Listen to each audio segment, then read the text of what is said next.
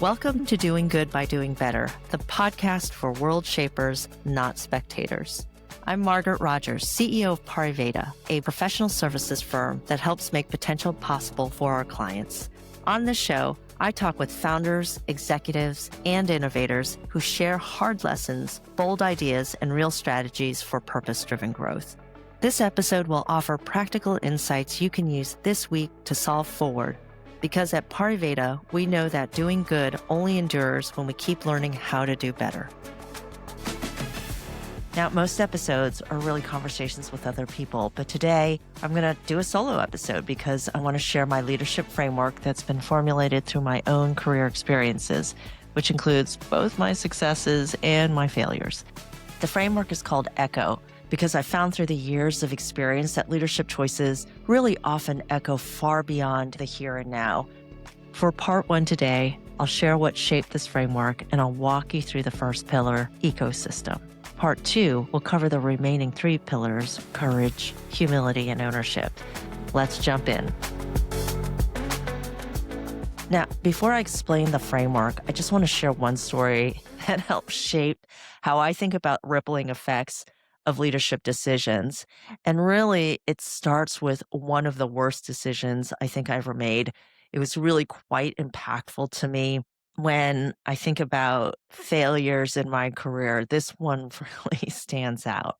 And if you look at my history, you'll note that during a period of time after the dot-com bubble burst, I decided what a better time than to start your own business after a bubble bursting.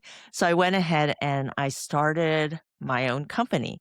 And again, it was in professional services. It was something that I'm very familiar with. And I started picking up some small jobs with the company that I worked for prior. And I started learning all these little things about building a business. Now, for those of you who think about, golly, do I know enough to start a business? I felt the same way. I actually went to several of my friends who had MBAs and I said, look, I don't have an MBA. So am I going to know what I'm doing here or am I going to just go down in flames in utter failure? And they said, no, you're going to learn so much within that period of time.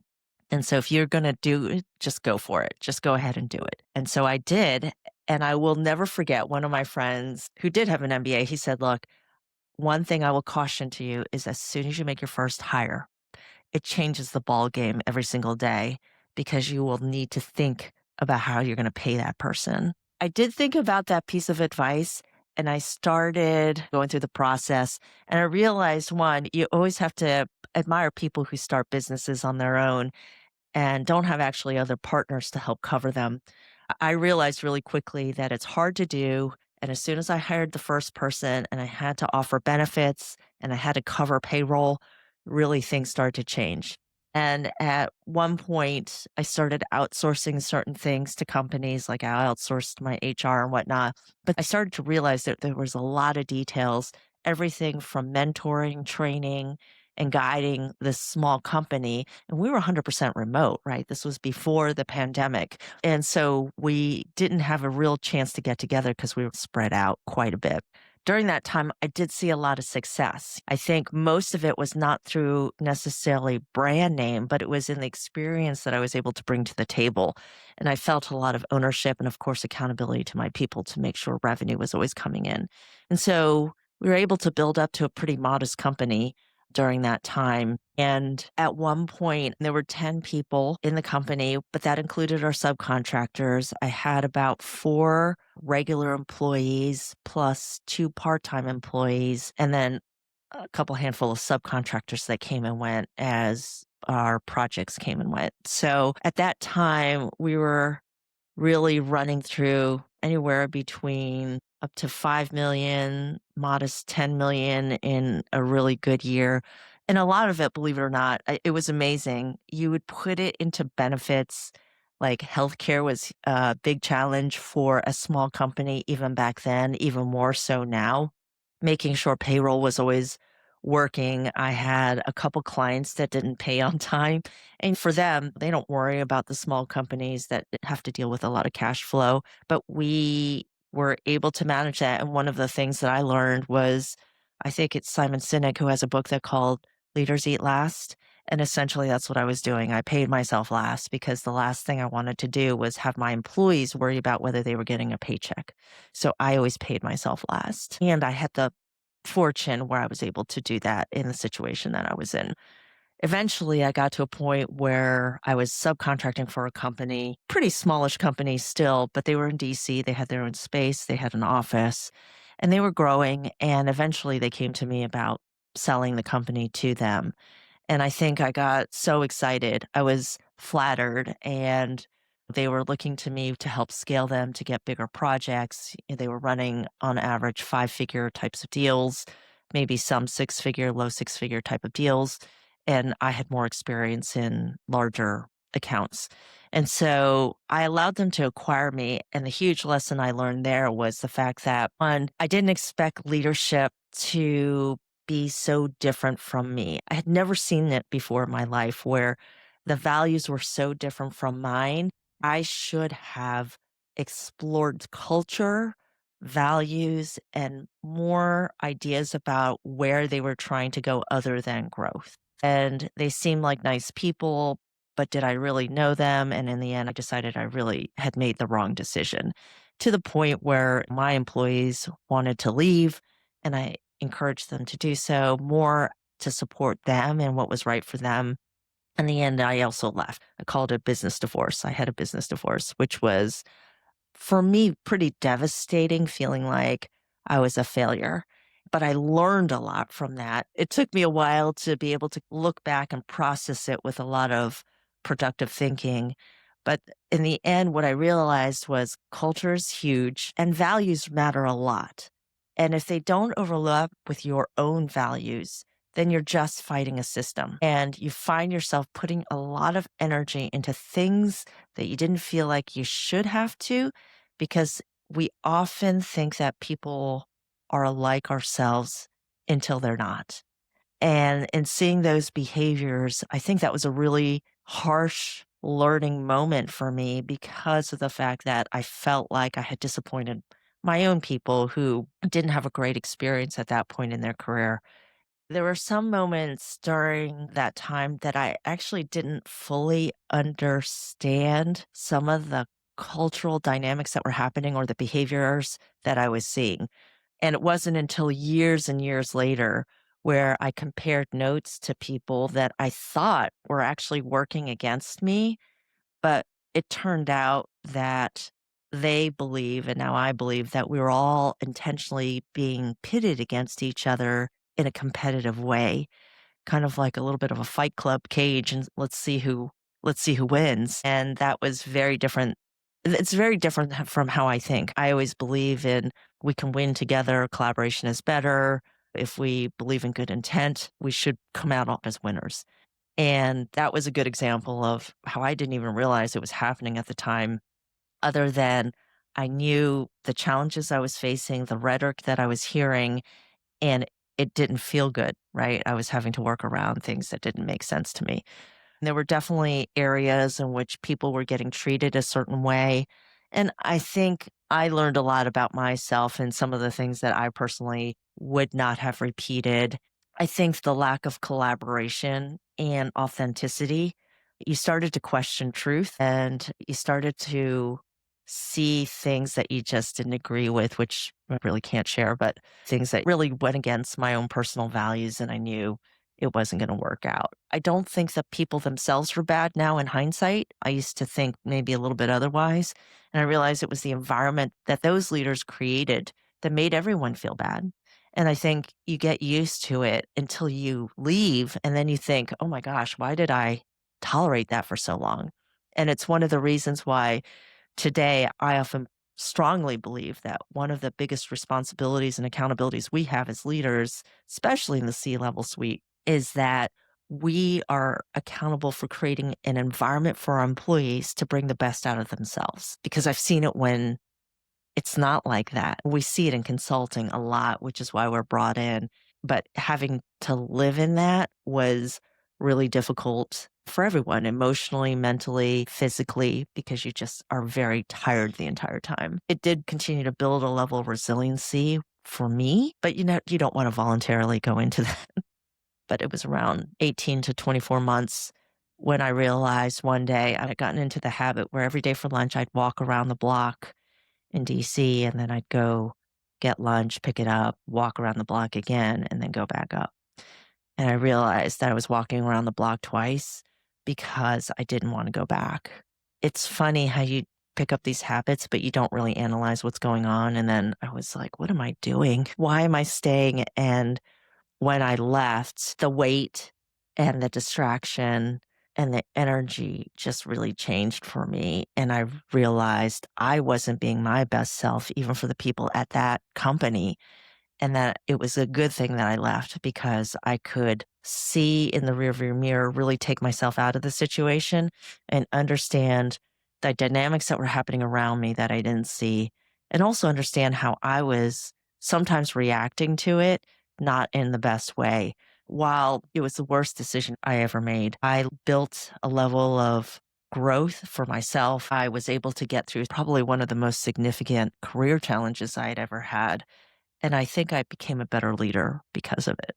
That lesson is a big part of what became the Echo framework because I knew I wanted to lead in a way that was authentic. I knew I wanted to lead in a way that helped enable people to be the best versions of themselves in this situation, in any situation, when the outside world is crazy and volatile and just throwing issue after issue their way, to create a place and the conditions to help people thrive regardless.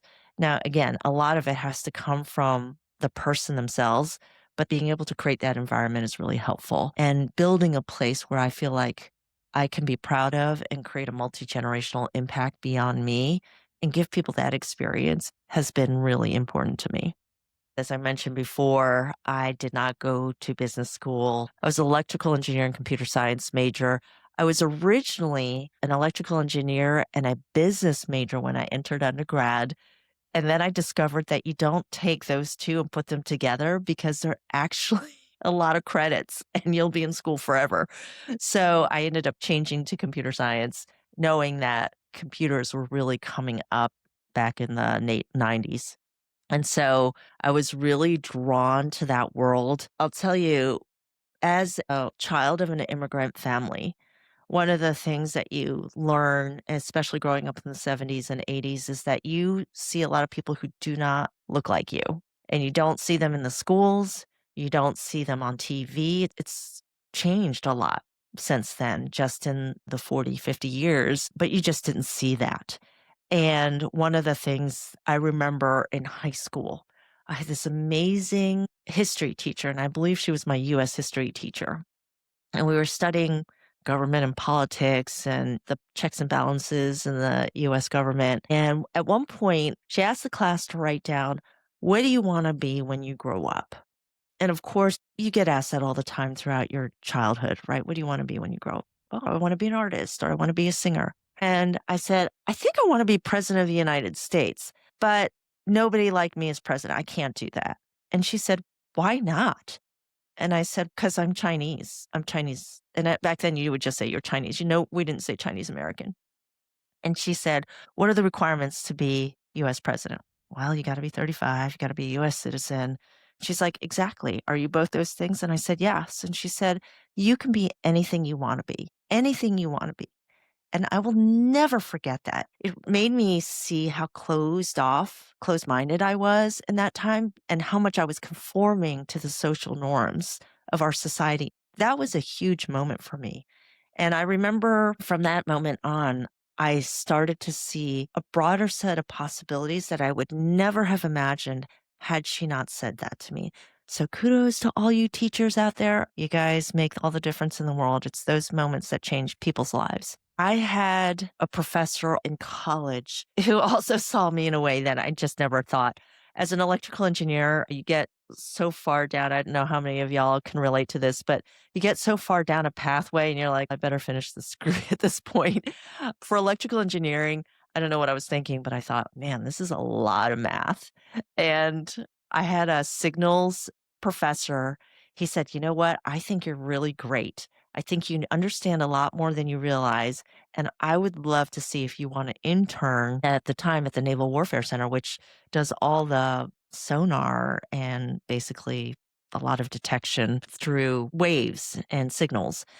And I thought, wow, I could do that. I never thought I could do that.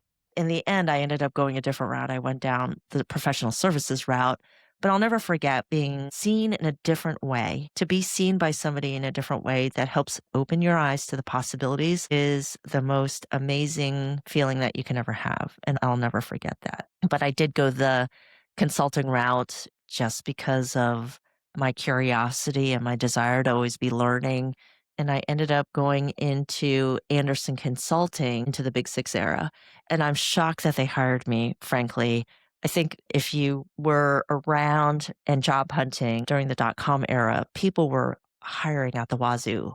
It was very different from the situation that we have today, where it's more difficult. And of course, you've got AI that's screening and doing all sorts of things. Back then, you were still applying on paper. You were creating paper resumes and printing them out and bringing them to your interviews. And I'll tell you, Anderson Consulting back then, which is now Accenture, of course, printed out a form. You had to type it into the page, and I misspelled Anderson. So for those of you who remember, Anderson was spelled with an E at the end, not an O. And the partner who interviewed me, he said, "Hey, I'm going to let you through, but you better correct this." And I was like, oh my goodness. It was very embarrassing. So I got more on top of that. That was another lesson learned. Life is full of lessons. In all of this, I think while I'd like to say I was really good at systems thinking, I wasn't in my early career. I think what I was good at was seeing connections, but I didn't consider myself a really elegant systems thinker. I was early in my career, right? I hadn't really seen enough. So I started building up that muscle, but I didn't really get unleashed until I came to Pariveda. So I left the company that I'd sold to, and at that point, I was a little burned out, right? I was trying to recover from the experience that I had. I was trying to also learn from it, which required a lot of mental stamina to be able to look back without processing the emotions again and again. And so I was going through that. But I had just also had a baby, my last one. I knew I was going to have my third child and be done. And I decided to stay with her for about 7 months, which was the longest I'd ever taken in maternity leave. And of course, I wasn't getting paid for this because I just left a company, and I did a little bit of work as a contractor and then took this time off. And so when I was going back, I decided to go back as a contractor again, and I got hired, and I ended up subcontracting to a company, and I got to work on a very cool client, National Geographic, and it was a great environment. And I stayed there as a contractor for a number of years until I ended up talking to a gentleman named Jim Rogers at Pariveda who had just joined the company. And he called me up and we had lunch together. And he said to me, "Hey, I think I found my forever company." And I thought, what the heck are you talking about? Well, if you hear somebody say that in consulting services, that's very rare. Consulting services is known to be a difficult kind of environment because you're always being challenged in a number of different ways, personally and professionally. And you often don't hear somebody saying, "I'm going to stay here forever." And I thought, I should check this out. I should definitely check this out and have a conversation. And I ended up meeting our founder, Bruce Ballingy, our CEO at the time, Carrie Stover, and our regional vice president at the time, Tom Foster, all at once, really quickly. It was like boom, boom, boom, one after another. And I ended up finding a place that described themselves so consistently. So you knew the culture was strong.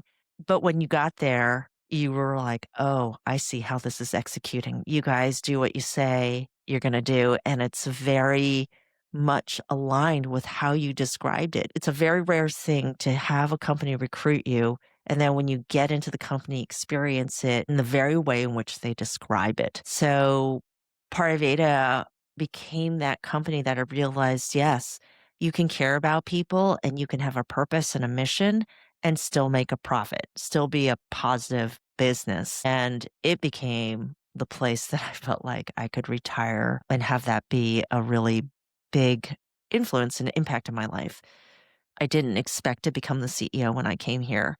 And when the opportunity came, and of course I expressed interest in it, it was really a process. And I was deeply humbled that the board would have this trust in me to take the reins from a founder who is very intelligent, very well read, and also, I had the fortune of being able to spend a lot of time with, and he and the leaders around me help get me to this role. So I'm always reminded of that, that I didn't just arrive and it wasn't just me alone. It took a lot of people to help me see things that I didn't see, and all of the people around me who believed in me. Like, all of these people helped get me there. And even today, it's my leadership team and the board and the leaders around me that have faith in me. And I don't take that for granted because I do believe that my purpose is to continue to position the company well for the next generation of leaders so that they can be wildly successful beyond where I've taken the firm. So, with that context, let's talk about ECHO, the leadership framework that defines me and how I think about how leaders can create intentional ripples, waves, and impacts that strengthen our people, the organization, our clients, and our communities, really across generations. If you look at our previous episode with Doug Conant, he talks about how leaders are made up of the experiences of our past. And I firmly believe that. And so Echo is really made of the hard lessons learned in my past that brought me to this moment. So Echo, of course, is spelled as you would imagine, ECHO. And the four pillars of this framework include the ecosystem or environment, courage, humility, and a lot of ownership. So let's talk about this ecosystem because it changes what you notice before you ever decide what to do. So the first pillar is the ecosystem, and it goes back to what I talked about before. As a leader, I think we're accountable in creating the environment that enables and empowers and creates the best versions of ourselves and allows the best versions to emerge. That means not only understanding the interconnectedness of who we are as an organization, we are a living organism and we are always changing, but also allowing for mistakes to happen and that learning can come from those mistakes and encouraging that experimentation. There's a certain level of safety that has to occur in an organization that helps build trust. And I'm a big fan of Brene Brown and her fearless organization work. I believe that there is a right kind of wrong and that, yeah, we don't want to make repeated mistakes over and over again, but we want to make the opportunity to create experiments that are small enough for us to learn and that go slow to go fast. If you can get an entire organization to do that, then everybody can be moving and changing dynamically at any one given time. And so this particular area in terms of building that environment is really important. When you think about healthy ecosystems, I think about the individuals because to create a performant organization, you really do have to start from the inside with the people. You want people to feel that safety and trust. You want people to be bought in and engaged with the company.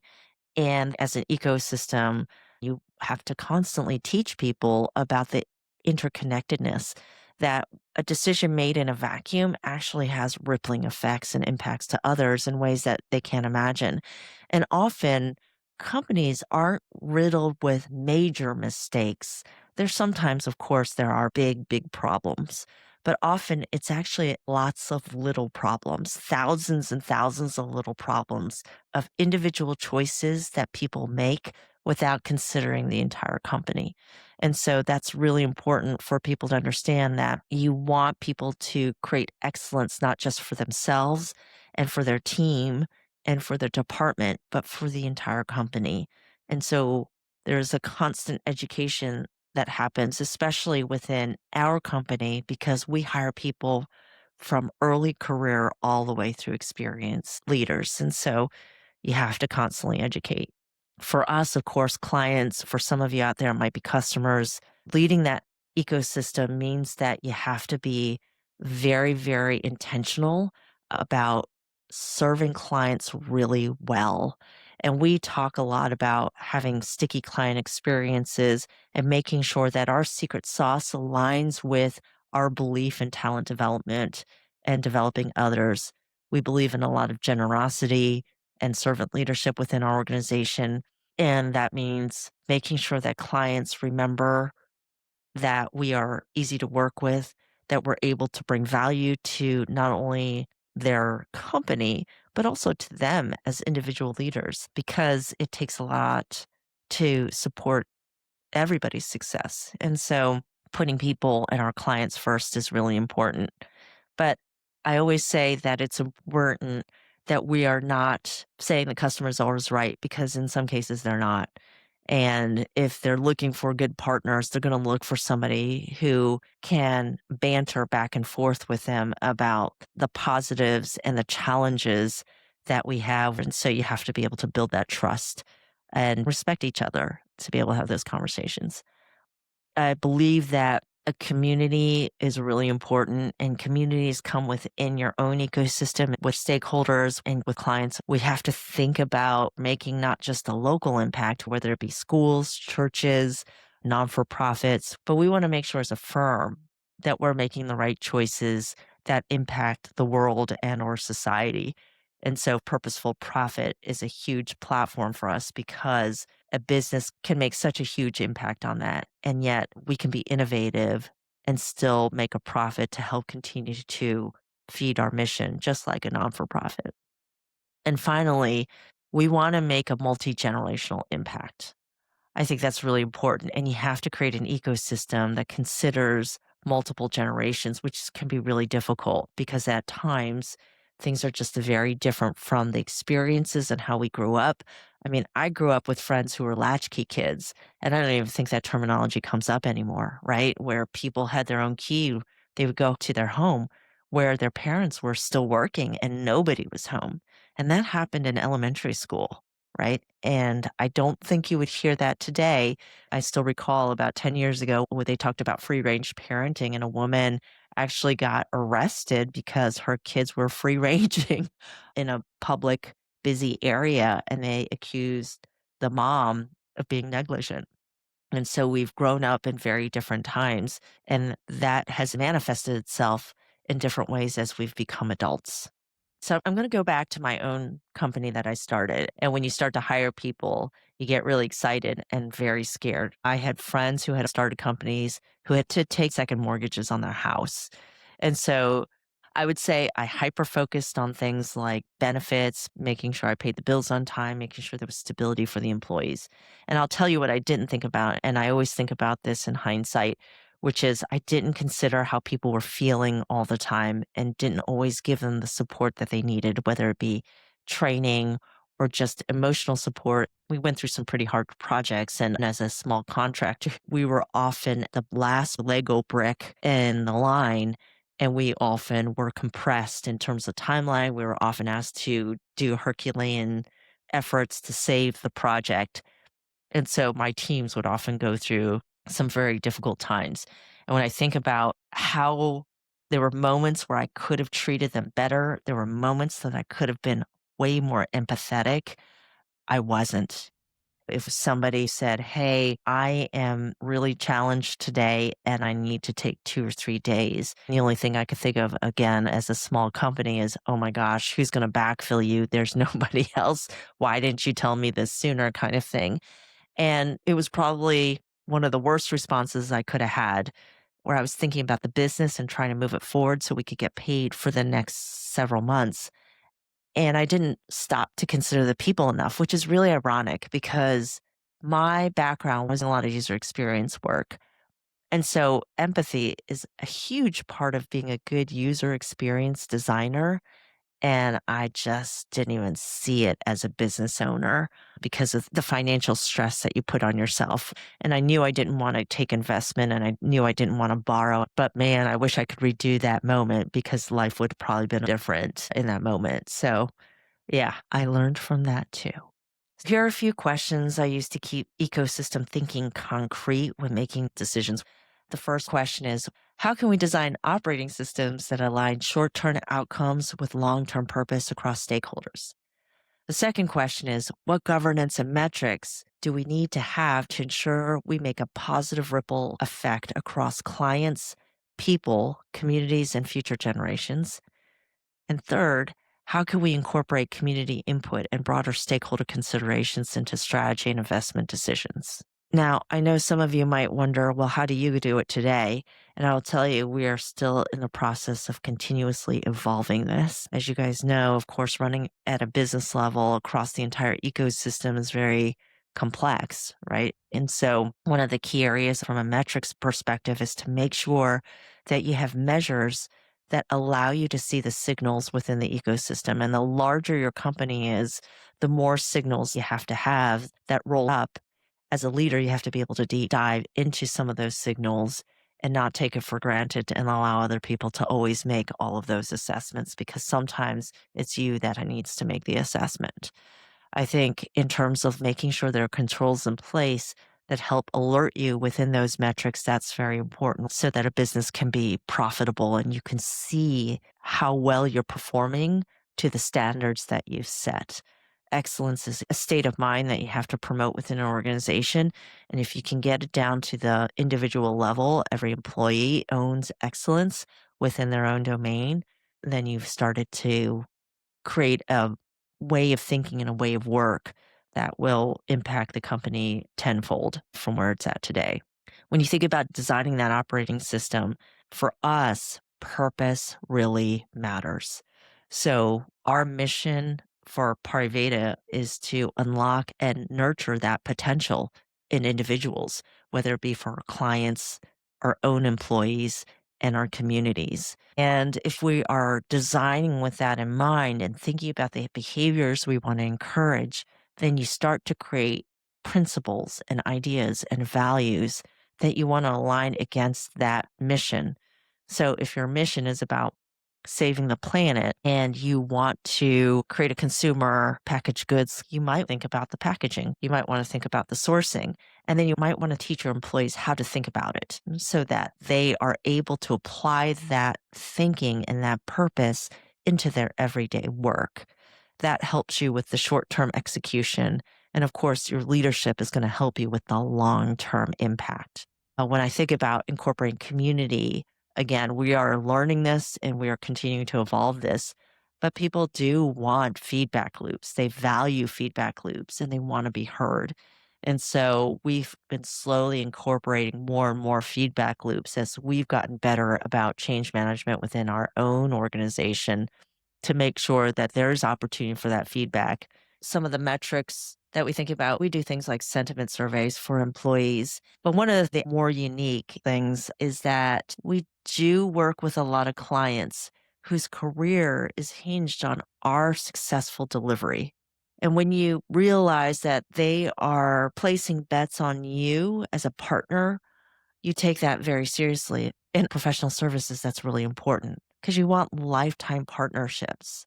And so, one of the things we do think about and we do watch is how often somebody is getting promoted while they are working with us. And we have the honor and the privilege of being told, I got promoted sometimes twice from working with us. And they'll say that. They'll say, it's because I worked with you. And so thank you for that. And now I'm a raving fan. And we love that. Now, for me, that's what ecosystem leadership looks like in practice. As leaders, we influence far more than our direct reports. Our decisions move through those layers of leadership and shape the experience of people we may never meet, which is why eco-driven leaders evaluate both near-term consequences and those long-term impacts. So that's it for part one. We've covered the foundation of Echo and its first pillar, the ecosystem. In part two, I'll walk through the remaining three pillars of Echo: courage, humility, and ownership. And I'll share practical ways to apply each one as you lead. Thanks for listening, and I'll see you in part two. Thanks for listening to Doing Good by Doing Better. I'm Margaret Rogers, CEO of Pariveda, and I hope this conversation offered you a new way to take your ideas to impact.